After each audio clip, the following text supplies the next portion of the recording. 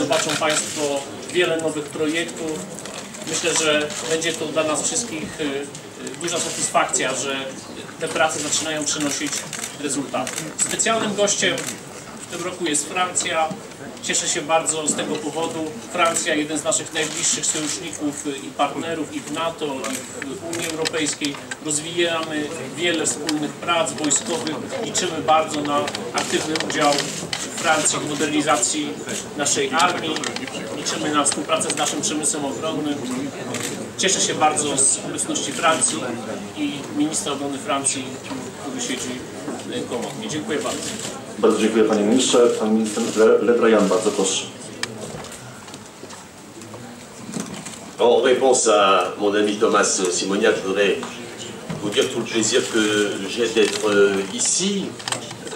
Non seulement moi, le ministre de la Défense de la République française, mais aussi l'ensemble de délégations qui m'accompagnent et des exposants qui ont répondu très positivement à l'offre qui a été faite d'être invité d'honneur de ce salon, qui devient un salon extrêmement important en Europe. Cette présence est le signe d'une très bonne coopération dans le domaine de la défense entre nos deux pays. Nous voyons très souvent, nous avons très souvent les mêmes positions, et cette rencontre nouvelle intervient à un moment particulier, à la fois parce que dans quelques jours va se tenir le sommet de Newport et la réunion des ministres de la Défense de l'Union européenne la semaine suivante, aussi parce qu'il y avait ce matin une grande commémoration à laquelle j'ai eu l'honneur d'assister, commémoration du début de la guerre 39-45, et puis aussi parce que nous vivons une crise majeure. La France a tenu à être présente dès le départ aux côtés de la Pologne en contribuant à la réassurance sécuritaire, et nous poursuivrons ainsi. J'ai annoncé tout à l'heure que les officiers français participeront à l'état-major de Stettin pour renforcer la coordination entre l'état-major de Stettin et l'état-major français pour une meilleure réactivité à la suite des décisions qui ne manqueront pas d'être prises au sommet de Newport. En tout cas, c'est pour moi un grand plaisir d'être là et de retrouver mon ami Thomas Simoniac et de souhaiter qu'il y ait une coopération renforcée dans le domaine industriel, puisque c'est le centre de cette visite aujourd'hui. Bardzo dziękuję panie ministrze. Mamy czas na zadanie dwóch pytań. Bardzo proszę, Darek Bohatkiewicz, Telewizja Polska. Darek Bohatkiewicz, mam pytanie do obydwu panów ministrów. Pierwsze pytanie do pana ministra Simoniaka.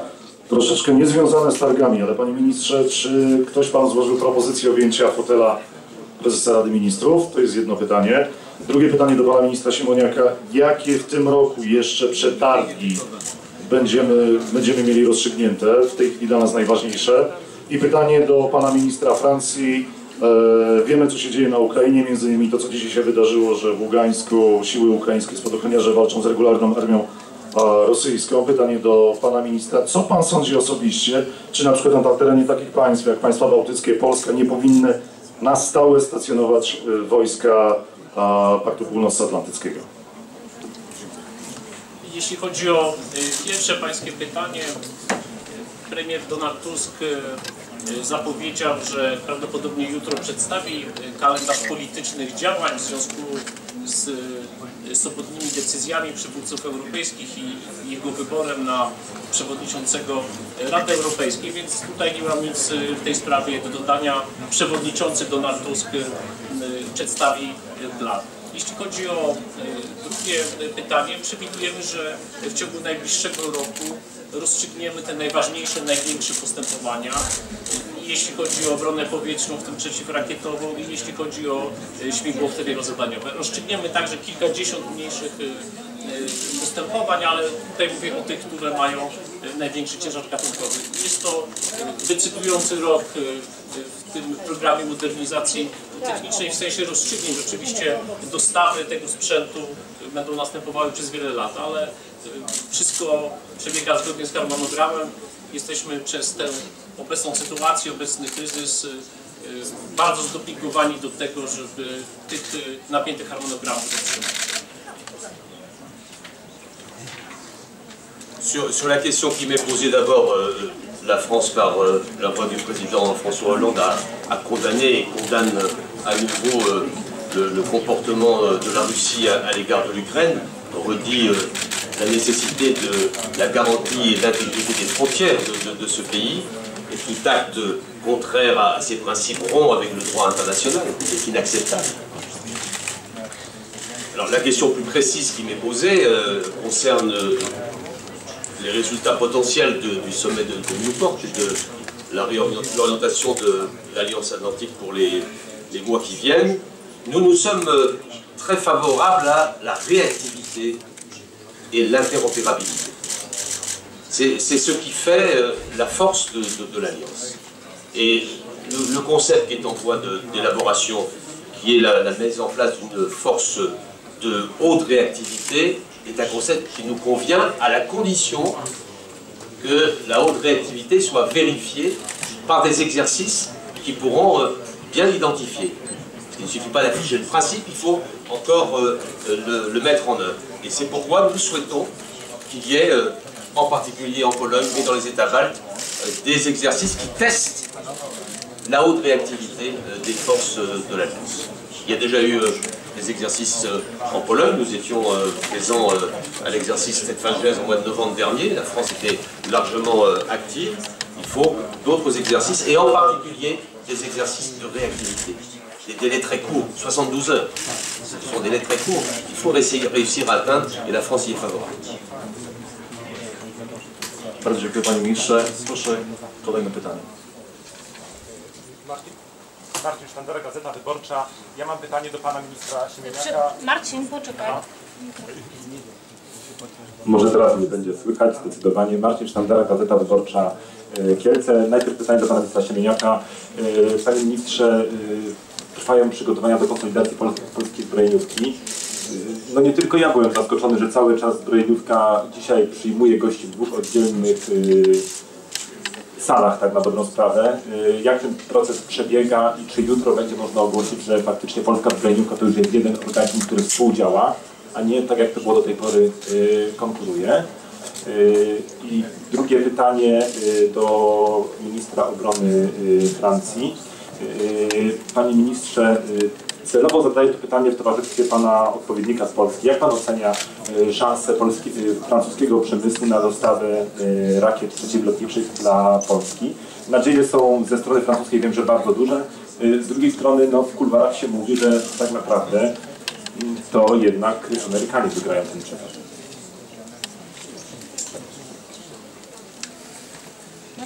Jeśli chodzi o pierwsze pańskie pytanie, ja widziałem tutaj dzisiaj jeden wspaniały pawilon Polskiej Grupy Zbrojeniowej, więc mogę powiedzieć, że wspólnie z ministrem skarbu, bo to on jakby ten projekt prowadzi, bardzo ciężko pracujemy przez ostatnie miesiące, żeby polską zbrojeniówkę skonsolidować. Wiosną Rada Ministrów podjęła decyzje dotyczące 11 przedsiębiorstw, które były w gestii ministra obrony, i spodziewamy się, że w najbliższym czasie nastąpią następne kroki. Tak?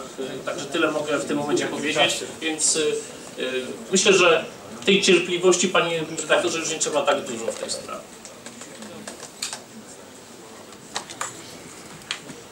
Pour répondre à votre question, le gouvernement polonais et le ministre de la Défense est libre de ses choix.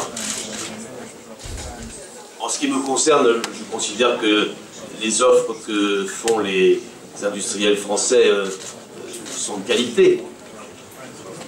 Ils sont d'autant plus de qualité que les matériels que proposent les industriels français sont des matériels qui sont déjà utilisés par les forces françaises. Et ils sont bien utilisés et ils ont pu démontrer leur performance. Mais ce que je veux surtout dire, c'est que notre concept, sur tous les gros sujets de discussion sur lesquels le gouvernement polonais et le ministre de la Défense sera amené à décider, nous nous situons dans une logique de coopération. C'est-à-dire de monter ensemble un partenariat industriel de longue durée. Et c'est ce qui fait, je pense, l'élément majeur de nos propositions, mais de toute façon, nous respectons évidemment le choix qui sera fait, les choix qui seront faits par le gouvernement polonais. Bardzo dziękuję. Ostatnie pytanie, bardzo proszę. Panie ministrze, Piotr Kuśmierzak, Telewizja Polsat. Last question after, maybe for the French press, please. Thank you. Okay. Good afternoon, Mr. Defense Ministers. My question is for Mr. Simoniak. I'm Alain Relot for the French business daily Les Echos. Sorry. Je parle en français ou? Ok. Plutôt en français. Ok. Vous avez rappelé un certain nombre d'appels d'offres, notamment les prioritaires sur lesquels vous allez décider cette année. Un certain nombre d'industriels français concourent pour ces appels d'offres. Dans quelle mesure les industriels français seront-ils pénalisés ou pas par la livraison par la France des 2 navires militaires BPC à la Russie, sachant que la crise en Ukraine s'intensifie? Merci, Monsieur le Ministre.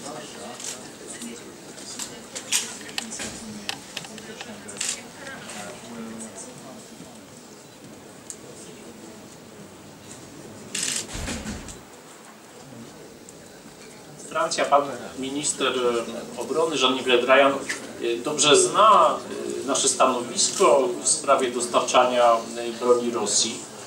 Natomiast nie wiążemy tutaj tych sytuacji. Staramy się wybrać optymalny sprzęt dla Wojska Polskiego, biorąc pod uwagę ofertę przemysłową, ofertę naukową i z tego punktu widzenia to jest oceniane. Także tych spraw nie wiążemy, choć nie ukrywamy i zawsze na ten temat szczerze rozmawiamy, że wolelibyśmy, żeby nasi sojusznicy nie dostarczali sprzętu do Rosji. Ale to są oczywiście decyzje Francji.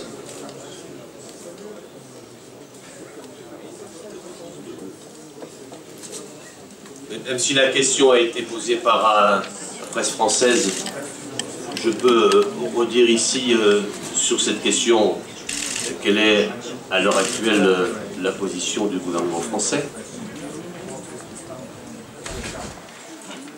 Elle n'a pas changé par rapport à ce que j'ai pu dire ici en Pologne lors de ma venue au mois de mars dernier, juste après le début de la crise ukrainienne, où j'étais venu apporter le soutien de la France aux autorités polonaises et aussi aux autorités baltes. Et j'avais redit la même chose, je crois que c'était le 25 avril, lorsque je suis venu à Malbork pour recevoir les avions de chasse français qui assuraient la réassurance du ciel polonais et balte en présence du président de la République de Pologne. La décision de livraison se prend au moment où la question de la livraison se pose. Et la question de la livraison se posera au mois de novembre. Par ailleurs, il y a eu une série de paquets de sanctions collectives décidées au niveau européen. Il y a peu de temps, l'Union européenne a adopté le 3e paquet de sanctions. Et samedi dernier, le Conseil a décidé d'élaborer les bases d'un autre paquet. C'est en fonction de ces considérations-là que les décisions seront prises. Bardzo Państwu dziękuję. Na tym musimy Panie zakończyć. ministrze, jeszcze jedno pytanie, jeśli mogę dokończyć. Piotr Kuśmierzak, Telewizja Polsat. Panie ministrze, grupa biznesmenów z Białegostoku zaproponowała, by powołać 5-tysięczną Gwardię Narodową uzbrojoną w wyrzutnie typu Stinger. Co Pan na ten temat może powiedzieć? Czy popiera Pan ten pomysł? Czy to ma szansę powodzenia? Nie znam tego pomysłu.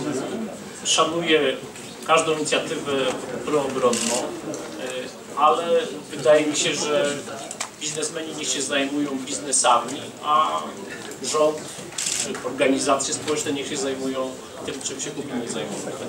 Ale po pierwsze nie znam tej propozycji, pierwszy raz o tym słyszę.